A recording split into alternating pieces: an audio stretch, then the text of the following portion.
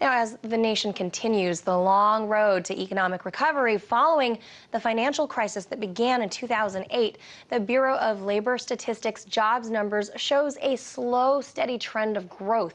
While definitely it's a sign of improvement, it appears, however, that the only jobs coming to market are those that only pay the minimum wage.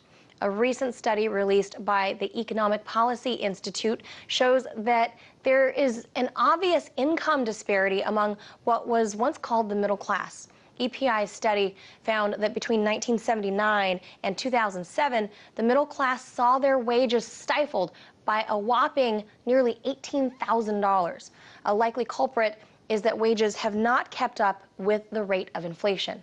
Now, while income inequality has been blamed for higher rates of crime and lower economic growth, places like New York City have actually shown a very dynamic economy despite having a staggering unequal income.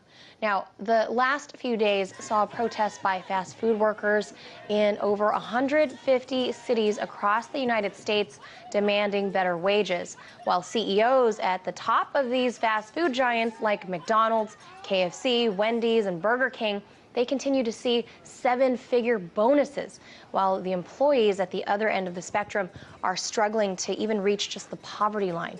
Now, I was joined earlier by Peter Davis of the Time for a Raise campaign. I first asked him about how much the protesters were earning now and what dollar amount they're hoping to reach.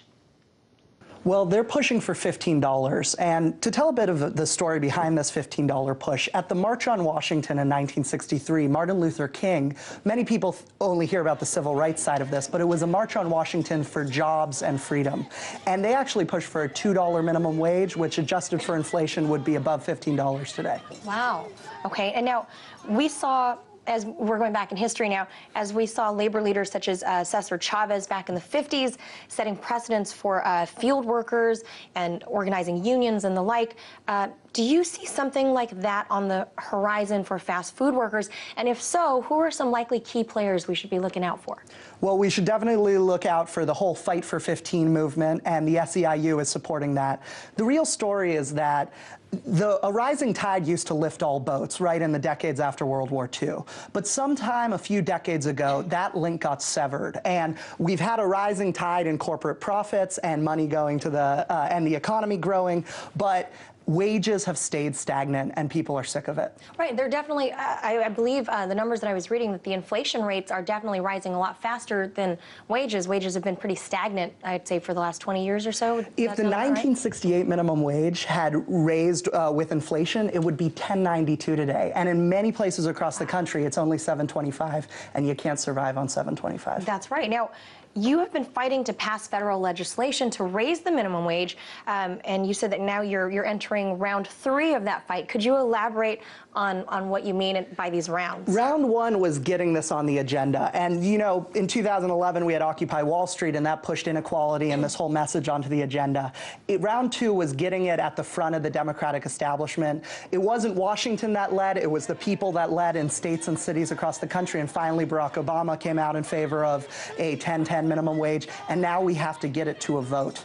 And there is a discharge petition. We feature it at give1010avote.org that would bypass Speaker Boehner and bring a vote on H.R. 1010 to raise the minimum wage to 1010. If we can get 218 signatures in the House, we have 195. We need 23 more.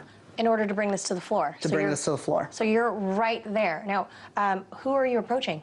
Well, we have listed out on give1010avote.org 55 congressmen that have not yet signed the petition, but should. There are 17 congressmen that are in districts that Obama won, but are Republicans. There's 6 congressmen that signed a letter saying nobody working full-time should have to live in poverty. Right. And there's dozens who have voted for the minimum wage before. Now, on the flip side to this argument, because, you know, we got to stay equal to all sides here. Now, on the flip side, many people are arguing that apart from these big box stores and chain restaurants who, in theory, could foot that bill and foot the raise for the minimum wage to rise to $15, what about the mom and pop operations? What about them? What would this do to their operations? Wouldn't raising the wages for the mom and pop employees, wouldn't the owners of those shops cut down the jobs numbers, the available jobs that they have? Well, every time the minimum wage has been raised, the average study of the effects of a minimum wage raise is that there's zero job loss. And this is because when you raise wages and you take the high road as a business, there's less turnover, there's higher efficiency out of workers, and there's more money in people's pockets so that they can spend it at your store. And so many times they talk about these businesses that are against it. What about the businesses that want to raise their wages, but they can't because they're worried about more greedy Walmarts and McDonald's out there undercutting their costs? So by setting this floor, they have the ability now and the freedom to raise it without worrying about Walmart undercutting them. Now, on a similar note, has nothing to do with the fast food workers, but have you heard the news out of California that a lot of Raiderette cheerleaders were joining a class action lawsuit against the NFL, against the league, as well as the team, because these women were not only not being paid for the hours that they worked, but also that they were being paid like $5 an hour for the times that they did work. This is even worse than the fact that the minimum wage is so low. They call it wage theft. And we need to call it what it is. It's stealing. When you have worked for a company and you're not being paid the minimum wage, and there's tricks about when you're clocking in or clocking out, they're stealing from you. Right. I mean, these women were signed contracts. I mean, they don't know the labor laws, so they sign these contracts, but we're talking about multi-billion-dollar franchises, these big, huge NFL football franchises, and the players are making, crazy, exorbitant numbers. And I realize, I mean, these are two apples and oranges, but these women weren't even getting the minimum wage. And what this is about, and this speaks to the whole story here, which is that this is about respect. It's not respectful when you're a CEO of a company, let's say Walmart, and you make more in the first 3 hours of the year than your workers make in the entire year. You're making $11,000 an hour. That's not respectful to your workers. They call their workers associates. How condescending. We need to start calling this what it is. It's greed, and it's disrespectful to your workers.